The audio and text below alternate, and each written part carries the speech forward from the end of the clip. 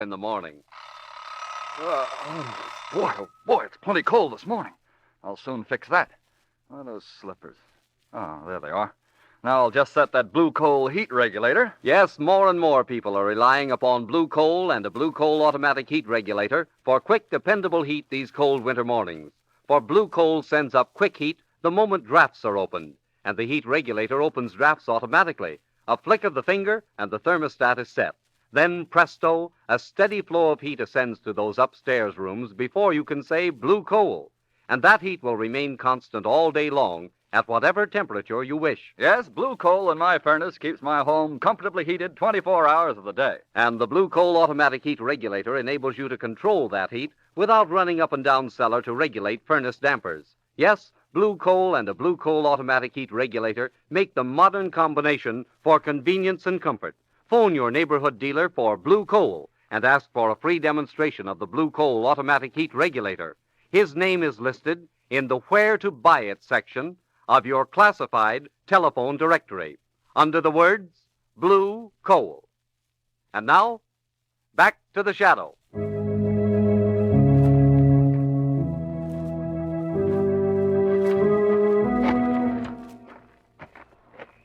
Lamont, do you think it's all right leaving Uncle Damon's body out there in the vault? Until Weston and his men arrive, yes. Why the concentrated scowl? Boy, simply trying to reconstruct this thing from the beginning. From what you've told me, Margot, there were 3 people prowling about downstairs earlier in the evening, any one of whom had access to Caleb Sr.'s study. Yes, that's right. Paul, Caleb Jr., and Williams. Well, Margot, that makes 3 suspects that we know of who could have killed Caleb Sr. 3? You mean old Williams is a suspect, too? Definitely. Huh. I never thought of that. Never thought of what, Margot? Of suspecting old Williams. Now that I do think of it, he could have killed Uncle Caleb when he entered the study. Right. Perhaps it's time for the shadow to hear more from this kindly old gentleman.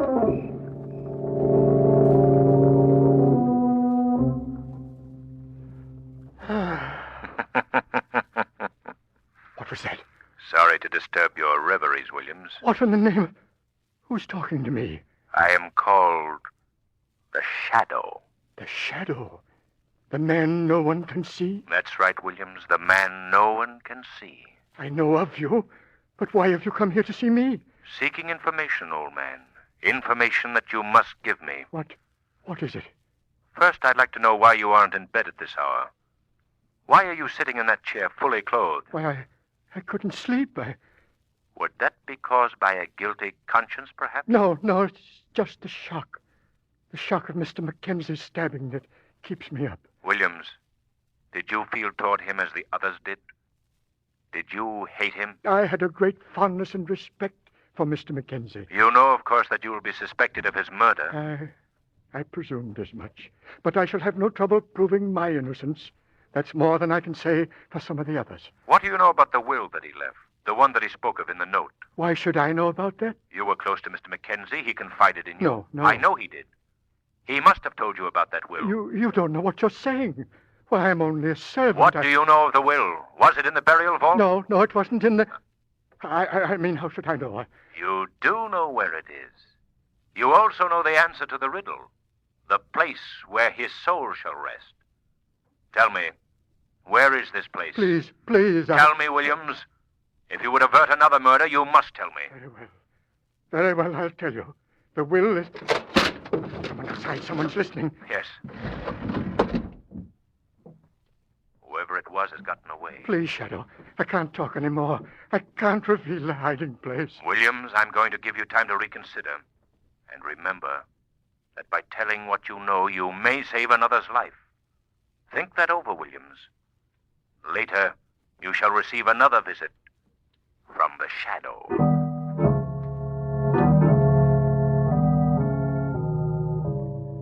And then, Margot, just when he was about to tell where the will was hidden, a noise outside the window frightened him.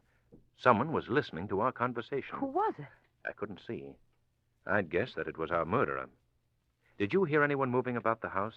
No, I didn't. I met Paul, though, as I was coming in. Oh? What was he doing? Just going into his room. I see.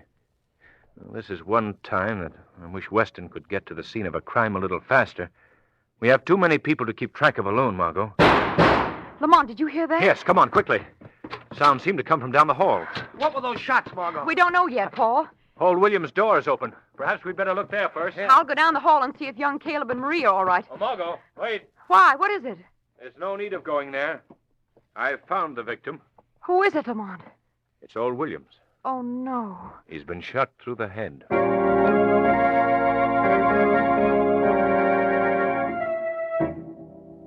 Lamont, who is the murderer? Have you any idea? Not yet. It can be any one of the three of them. Why should old Williams have been killed? Because he knew the whereabouts of the missing will. The person who was listening at the window when the shadow talked to Williams must have come back to learn his secret. And do you think that that person found it out? Do you think the old man talked? I have an idea that he did. If I could only solve that riddle, search the place where my soul will rest. That's the key to the mystery, Margot. Yes, I know, Lamont. Do you want to come into the study with me while I inspect old Caleb's corpse again? Well, I'm not keen on it, but I'd rather not be alone either. I just want to take another look at the placement of the knife in the old man's chest. I've just had a fantastic notion about his stabbing that... Margot. What? The knife is gone. Gone? Yes. Our murderer has wasted no time in covering up. But how could the killer get in here? Well, there are plenty of opportunities. Margot, this chap Paul, what can you tell me about him? Well, Lamont, you don't suspect him. I suspect all three of them. Now, what can you tell me? Why, I've known Paul all my life. He couldn't have killed his father. I know it. We played together as children right here on this estate.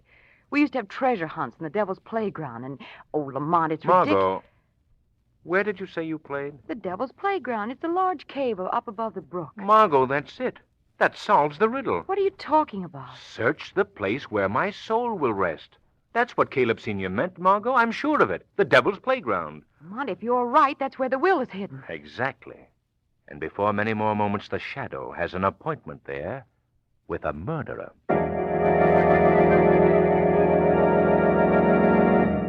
I demand to know why you're here in the Devil's Playground, Paul. For the same reason that you're here, my dear stepmother. Then you followed me, didn't you? No, that wasn't necessary. I know this place very well. And you've come here seeking the will? Exactly. You'll never get it, do you understand? Oh, so you found it. Yes. I found the will, and I'm going to keep it. What was that? You'll forgive my intrusion, I hope. Who spoke? Who was that? I am known as the Shadow. Where are you? I can't see you. Don't worry too much, Marie. No one has ever seen this fellow. What do you want here, Shadow? Well, my clever friend, I've come in quest of a murderer. And I believe my search is ended. What do you mean? One of you has come here because of the information that you learned from old Williams. Now, which of you is that one? Not I. Nor I. Obviously, one of you is lying. Well, we'll switch to the next point of deduction. The search. The search for the murderer's gun. I'm sure that neither of you will object to this, so we'll just proceed. What makes you so positive, Shadow? But don't you see, Mrs. Mackenzie? This is your chance I to... warn you, don't come near me. Why not, Mrs. Mackenzie? Is it because you're afraid I'll find that gun? Answer my question, Mrs. Mackenzie. Very well. This is my answer. Marie, you have the gun. Yes. So keep away from me, both of you. You particularly, Mr. Shadow. I don't like your inquisitive spirit. You forget I have the advantage of invisibility. I think this gun will remove that so-called advantage. So, you wish to add me to your list of victims, Mrs. Mackenzie? I can't believe that she's the killer. That is the same gun that shot Damon and old Williams, isn't it, Mrs. Mackenzie? If you're that clever, you shouldn't have to ask, Shadow. Why did you do it, Marie? I'll answer that. Damon was unfortunate enough to be in her way, and old Williams was killed when he revealed the hiding place of the will. Isn't that true? Yes, that's true. You also feared that they might be named in the will as your husband's legatees, didn't you? Very interesting. Go on. But what of Dad? And she murdered him, too. No, I don't believe so. She didn't murder Dad? No, but she thought that her son Caleb did. That's not true. My boy had nothing to do with my husband's murder, nor did I. I admit I did kill Damon Williams, but I had nothing to do with the first murder. Well, then who did? You. You did, Paul. Well, that's a lie. That's a lie. You can't frame me for your crime. Just a moment. I don't think either of you is guilty of the murder of Caleb Sr. Then who did do it, Shadow? We should learn presently. I've heard enough. I'm leaving here, and neither of you had better try to stop me. Put down that gun, Marie. I'm sorry, Paul, but you'll be the first to go. Marie, don't, you fool! Give me that gun, Mrs. Mackenzie. No! Oh. Thank you, Shadow, for saving my life. Whatever it's worth. If you don't mind, I'll take that copy of the will, too. Give me that. Give it back to me. Hold up, Paul. Now, let's have a look at this precious paper. Let go of me, Paul. Let go of me. Listen to me, Mrs. Mackenzie. I have something to read to you. I'm sure its irony will point out a lesson, even to you. As I've said, you thought that your son, Caleb, killed your husband. To protect him and your share in the fortune, you murdered 2 men. Now, attached to this will, I find a single slip of paper signed by Caleb Mackenzie Sr. Listen to what it says. When you read this, I shall have committed suicide. What? In my will, you shall learn that I have left my entire fortune to my wife, Marie, and her son, Caleb Jr. Oh, no. No. Do you get the moral, Mrs. Mackenzie? It's one that I can't repeat too often. Crime does not pay.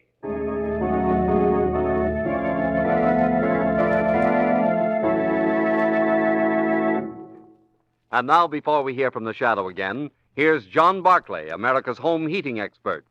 Say, Mr. Barclay, may I ask you a question? Certainly, Mr. King. Well, I've often heard you mention the check damper on the furnace, and I've never quite understood what function it performs. Is it really necessary? Mr. King, the best way I can explain the function of the check damper is by comparing it to the accelerator on your car. You know how you press down on the accelerator when you want to go faster. Well, you mean that the check damper speeds up the burning of the coal? Precisely. When you want your furnace to produce more heat, you just close the check damper. And when you want the coal to burn slower, you open the check damper. Oh, I see, Mr. Barclay. Well, I should say the check damper is very important. Mr. King, the check damper is so important that anyone whose heating plant is not equipped with one should have it installed immediately. Well, thank you, Mr. Barclay. Now I know what it's all about. Glad to help you out, Mr. King. And if any of you listeners have a heating plant without a check damper, or if you have a heating problem, here's what you do. Simply call your neighborhood blue coal dealer. Tell him you'd like the advice of a John Barclay trained serviceman. This service is free. Thank you.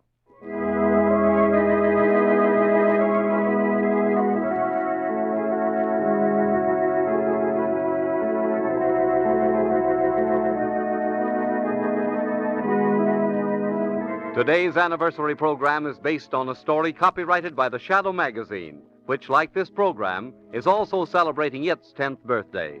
And at this time, I'd like to thank all of you Shadow fans for the loyal support you've given us during the past 10 years. We will continue to present these Shadow dramatizations, and in return, we hope we can count on numbering you among the listeners to our future broadcasts. The characters, names, places, and plot of today's drama are fictitious. Any similarity to persons living or dead is purely coincidental. Next week, same time, same station. The Blue Coal Dealers of America bring you one of the most amazing adventures the Shadow has ever experienced. The weed of crime bears bitter fruit. Crime does not pay. The Shadow knows. Be sure to listen next week. Your friendly Blue Coal Dealers presentation of The Shadow. And for greater heating comfort at less cost, remember Blue Coal. This is Jean Paul King saying, keep the home fires burning with Blue Coal.